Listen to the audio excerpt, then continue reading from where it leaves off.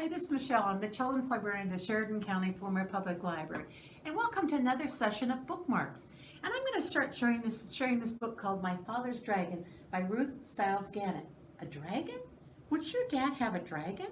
Well, let's just read a few pages and see what's happening.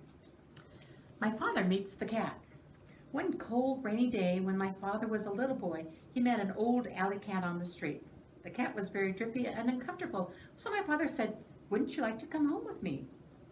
This surprised the cat. She'd never been before met anyone who cared about old alley cats.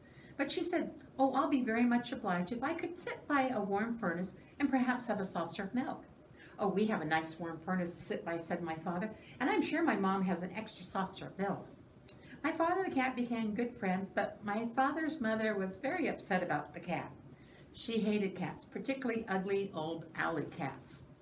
"Elmer, elevator," she said to my father, "if you think I'm going to give that cat a saucer of milk, you're very wrong. Once you start feeding stray alley cats, you might as well expect to feed every stray in town. I am not going to do that." This made my father very sad, and he apologized to the cat because his mother had made it so rude. He told the cat to stay anyway, and that somehow he would bring her a saucer of milk each day. My father fed the cat for 3 weeks. But one day his mother found the cat's saucer in the cellar, and she was extremely angry. She hit my father and threw the cat out the door. But later on, my father sneaked out and found the cat. Together they went for a nice walk in the park and tried to think of nice things to talk about. My father said, "When I grow up, I'm going to fly an airplane. Wouldn't it be wonderful to fly just anywhere you might think of?" "Would you like to fly very, very much?" says the cat. "I certainly would. I'd do anything if I could fly." "Well," said the cat, "if you'd really like to fly that much, I think I know sort of a way you might get to fly while you're still a boy." "You mean you know where I could get an airplane?" "No, not exactly an airplane, but something even better. And as you can see, I'm an old cat now, but in my younger days, I was quite a traveler.